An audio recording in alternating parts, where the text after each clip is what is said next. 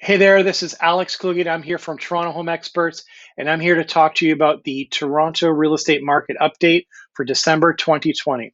This month, we're going to do something a little bit differently, and we're not only going to touch upon the December 2020 numbers, but we're going to actually talk about 2020 as a whole and do a little bit of a year in review, if you will, just to give you some context in terms of what's happening right now in the real estate market and what does that mean for 2021 moving forward.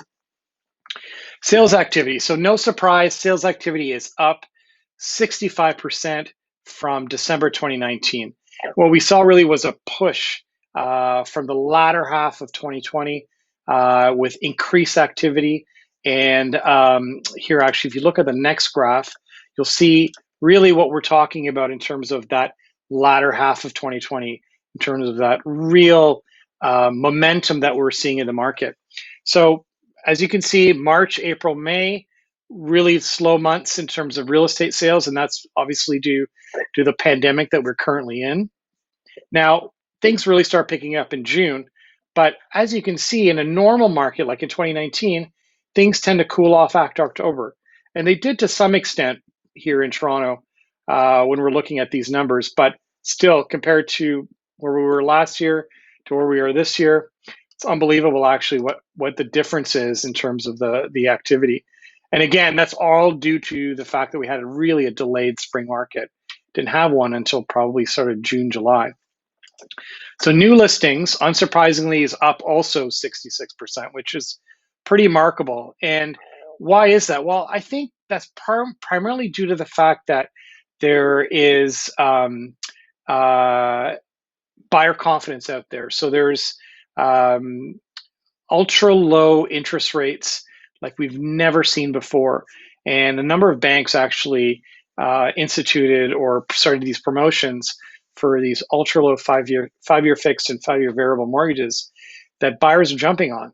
So there's that A, renewed confidence, B, ultra low interest rates, and there's a little bit of that like buyer missing out mentality, and that people just want to get into the market and want to own real estate. And really, it's what we really saw in 2017, 2018, and in 2019, but I'm seeing it more so now that because of these ultra low rates, people are saying, well, I can buy now, or I can buy my, either that's my first home or my move up home or my downsize home, and I can lock in these rates for 5 years. And that really makes a huge difference. So we're seeing a lot of that pent up demand really come to fruition. And no surprise, we've seen an increase in listings for December compared to where we were last year. And again, this is a graph just to show you what 2019 looks like relative to 2020.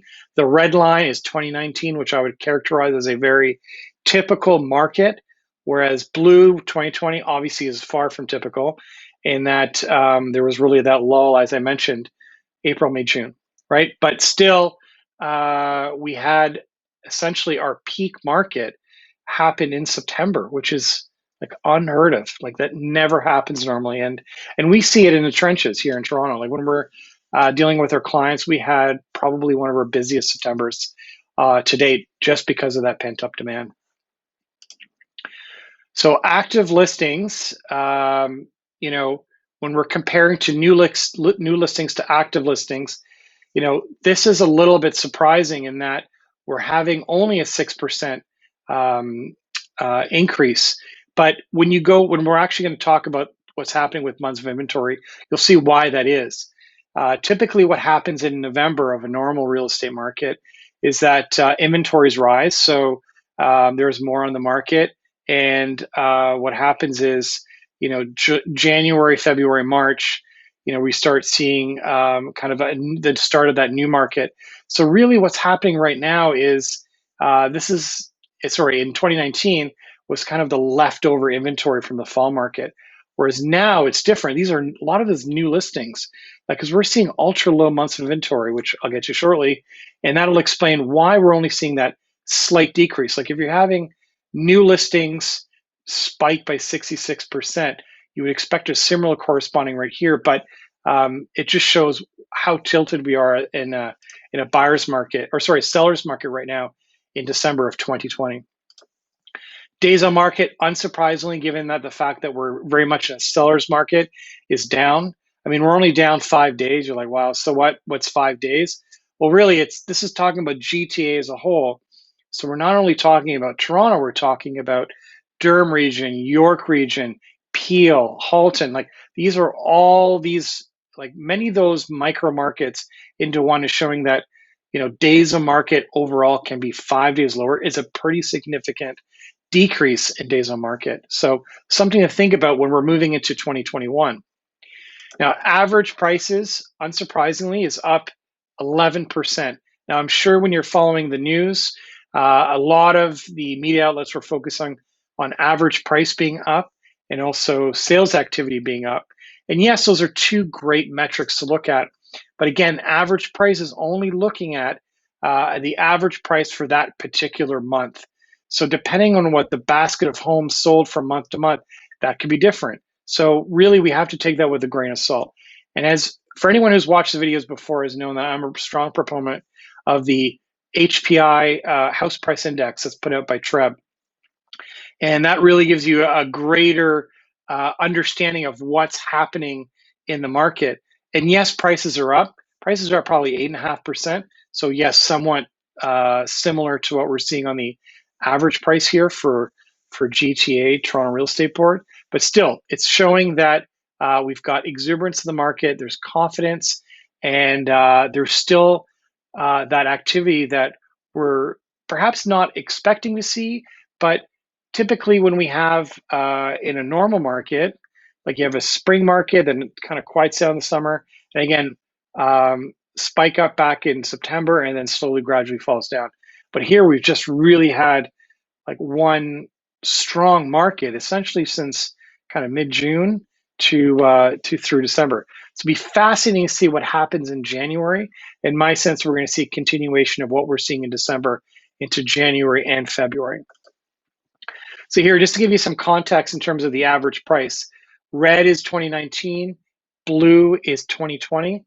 So what we saw here was in 2020, we saw a huge dip, unsurprisingly due to the pandemic.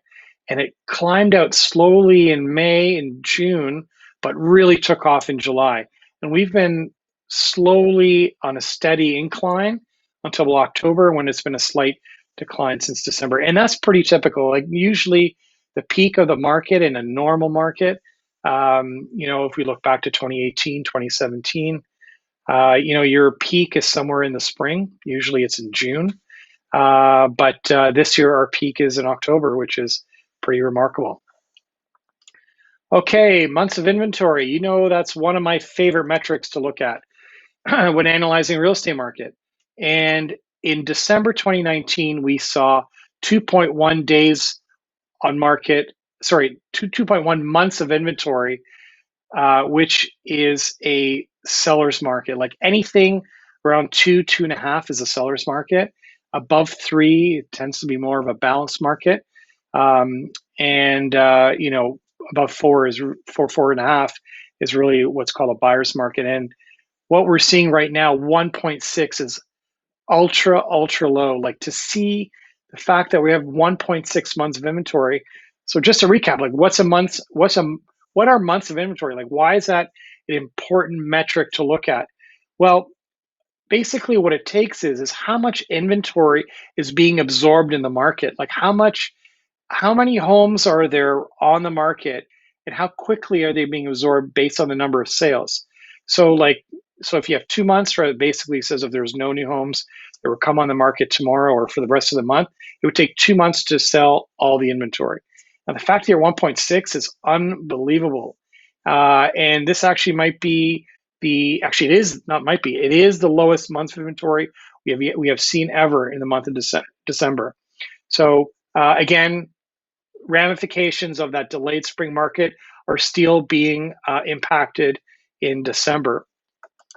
And just a graph here to show like that correlation, what's happening in 2019, which was very much a seller's market, and even more so in 2020. Like if you were to join these two graphs side by side, and the red starting in 2019 and the blue ending in 2020, like it was a downward slope, meaning that, we saw a really hot market at the start of January, February. It continued even through March and April. Now you might be saying, well, I thought prices were going down in March and April, and they were, but months of inventory calculates the amount of inventory currently on the market. And what we saw basically from mid-March until, call it mid-May, a lot of sellers took their properties off the market.